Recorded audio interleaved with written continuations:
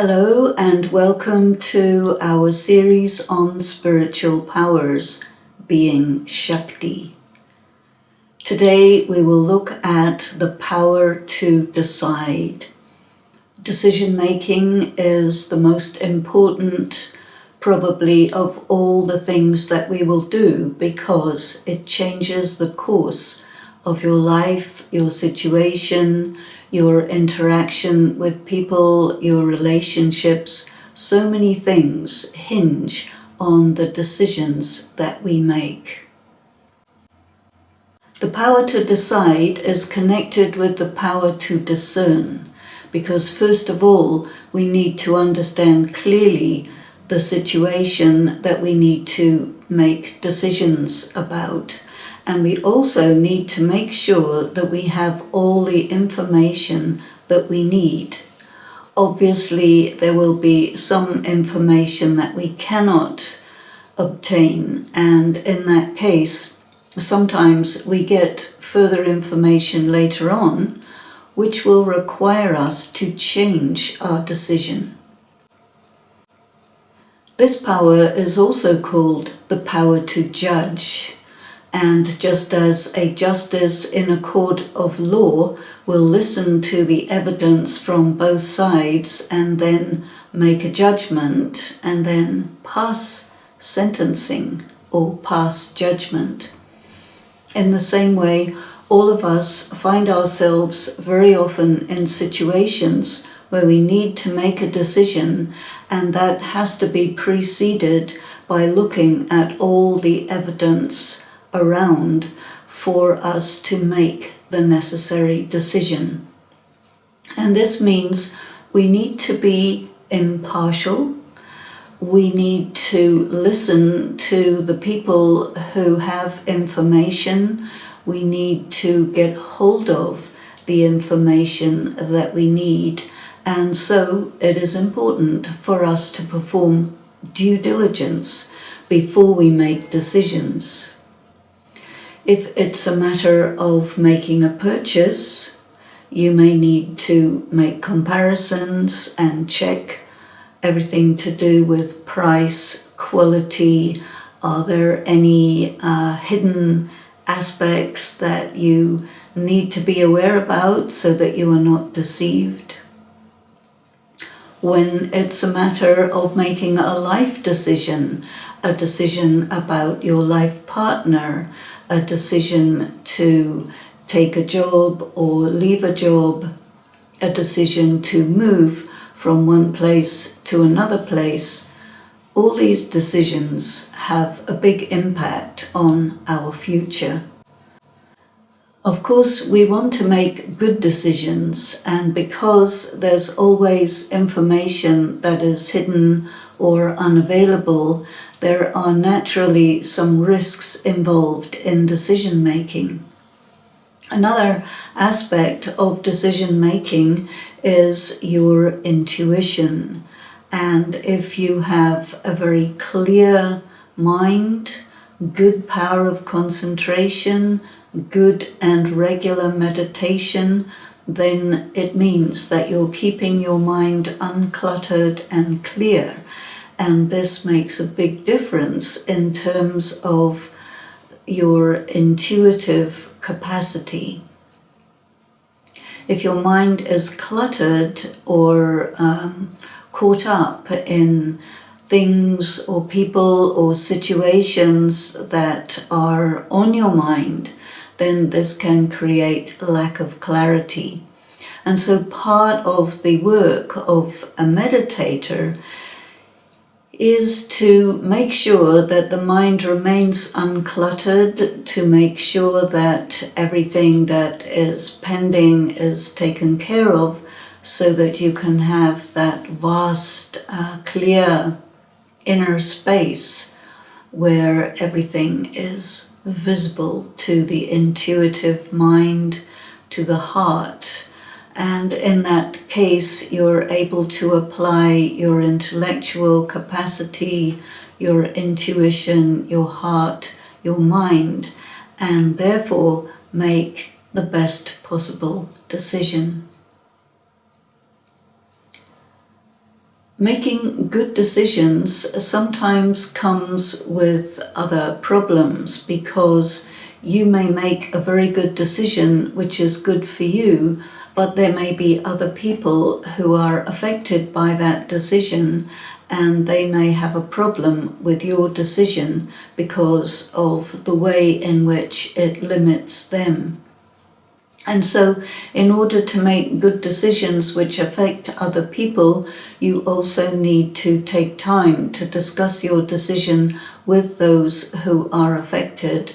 Otherwise, although it may be a good decision, it will not be good in the sense of you have neglected certain aspects, which would then make it a less good decision.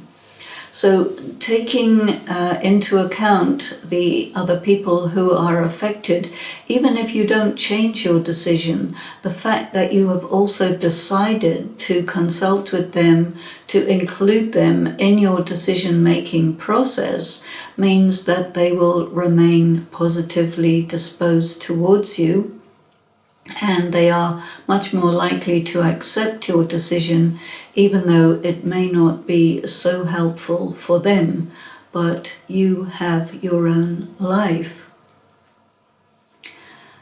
Sometimes you may, in the case of making a decision to do with your work, you may have a lack of information, or there may be people whose personality, whose style of operating really clashes with yours. And so when you're making a decision about changing your job, or changing your career, or starting your career, you need to take a look at the people involved. You need to do your research to find out about that company or that institution, to see whether all of it corresponds to you, so that at least if you have to make any compromises, you know what compromises you have to make, and you make your decision based on the evidence available and your willingness to make whatever compromises are there, without necessarily compromising your value system, your sense of who you are, and then you will not be let in for any big surprises, and you will not be deceived. So due diligence is a very important part of decision making. Why is this called a spiritual power? Of course, the soul, the spirit, is the one who performs all actions, and we talk about the philosophy of karma in this regard. So when you're making a decision, it is a form of karma, because you have to act on it, you have to describe it, speak about it, write about it, think about it. So your decision making is very much part of your karma, and you need to also take a look at the consequences of the decisions you make. Of course, people get provoked, and they may experience very powerful emotions on the basis of such provocation, and this may cause a person to make a rash and hasty decision which they would later on regret. So together with having a good power of decision making, a good power to judge, we also need the power to wait, the power to restrain the self, and make sure that you're not making a decision based on a moment of passion, a moment of anger, a moment where you actually are deceived and you haven't taken the time to check whether really you are deceived or whether you are acting based on some truth. The world is very complicated, and people do try to mess each other up, to deceive, to misrepresent, because it's a competitive world. It's a world of predator and prey in many cases, and so you need to be streetwise so that you understand the hidden agendas of people. You can feel intuitively if there's some kind of sabotaging going on. It doesn't mean you have to be overly suspicious, but definitely you have to be aware, and you have to be able to judge and evaluate people's intentions. You may find that somebody gives you an offer which is too good to be true, and this phrase, too good to be true, is a caveat, and if it sounds too good to be true, it probably is too good to be true, and then it isn't true. There are many who seek to deceive us, and this is why we need good power of judgment. A person who is themselves honest will discern quite easily if someone is lying to them or trying to deceive them. And so it's very important in your spiritual development to look at your own intentions, your own integrity, your level of honesty. There are many different definitions of what really is honesty, and so you have to make your own personal ethical policy and see if your way of operating, your way of interacting with people and making decisions corresponds with your sense of who you are, corresponds with your personal ethical policy, your integrity, your realness. Self-deception is very possible, and there are many who do deceive themselves. But spiritual practice also involves really checking oneself deeply and performing very clear and rigorous personal evaluation every so often, so that you make sure that you are completely clear to yourself about who you are, and this allows you to be very clear about what's going on in the other people who are interacting with you, because it's about trust. Who will you trust? Who will you open up to? Naivete is not a spiritual attribute, but it is an aspect of weakness. And while it is very good to be clean and clear and pure and beautiful, that doesn't include naivete. That clarity and purity has to be also balanced by wisdom, a good sense of people. One has to be a good judge of character so that one does not get deceived.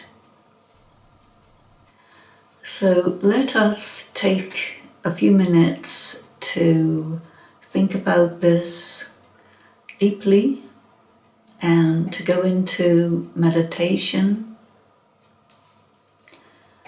to look at the degree of clarity that I have in my being, my mind, my intellect, my level of integrity. I go deep inside in meditation to check this.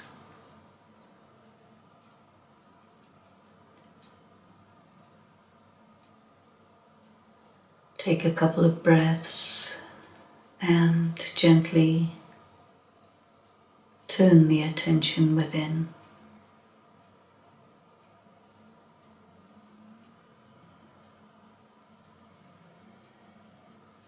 Make it clear for yourself who you are, what you stand for.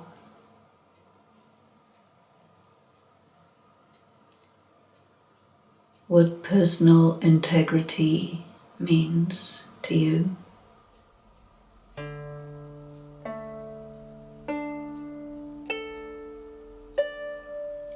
yourself,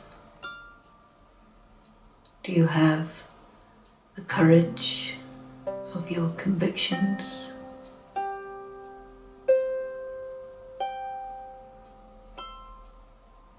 Are you in your power?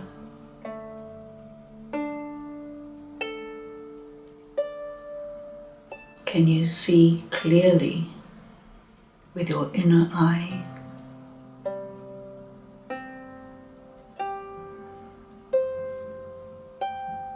First, do you understand your own motives?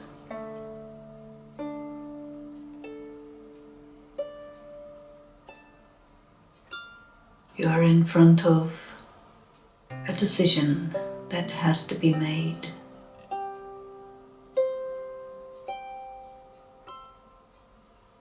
And you want to decide the right thing.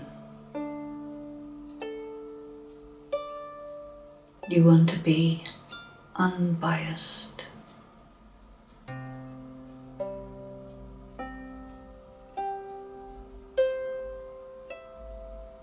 Your decision is definitely to advance yourself,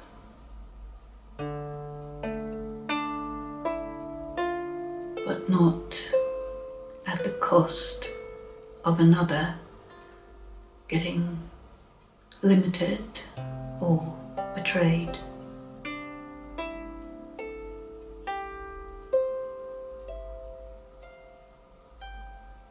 See the others who are impacted by your decision.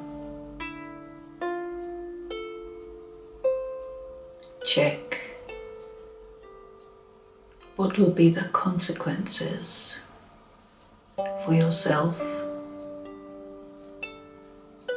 and for others who are affected.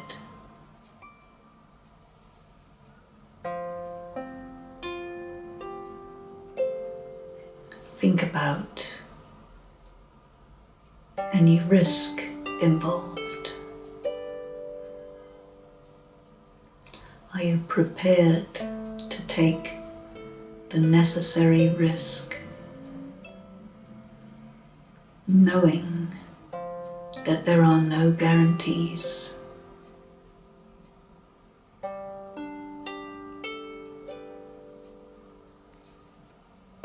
Take time to sit with yourself and to sit with the divine in order to be very clear about the decision you have to make.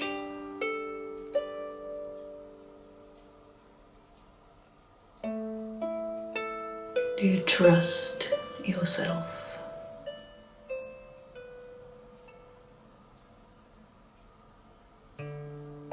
Are you prepared to accept the consequences, whether pleasant or unpleasant, and face the consequences of your decisions?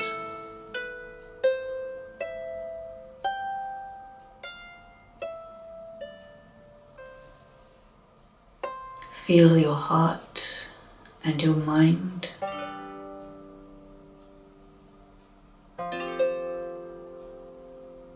Does your decision come truly from your heart?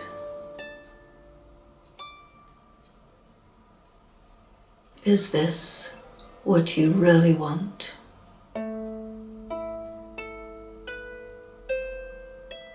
And have you done due diligence? Your decision is well considered.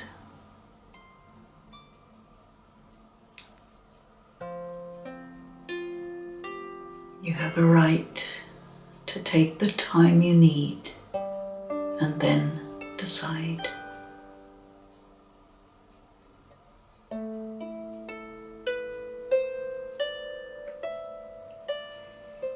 The And let yourself come back to the everyday consciousness, remaining aware of yourself as a spiritual being. Perhaps during the meditation you became clear and convinced about your decision. And once you have made the decision, it is important to implement that decision clearly and quickly. There should not be indecision. This is not a sign of strength. This is weakness. And when you make an important decision which affects other people, your decisive action also helps them to respect and honor your decision. And let it be also very clear that you are ready to take the consequences of the decision. And if new information comes to light, you're prepared to rethink, renegotiate, and adjust your decision. So, thank you very much, and goodbye.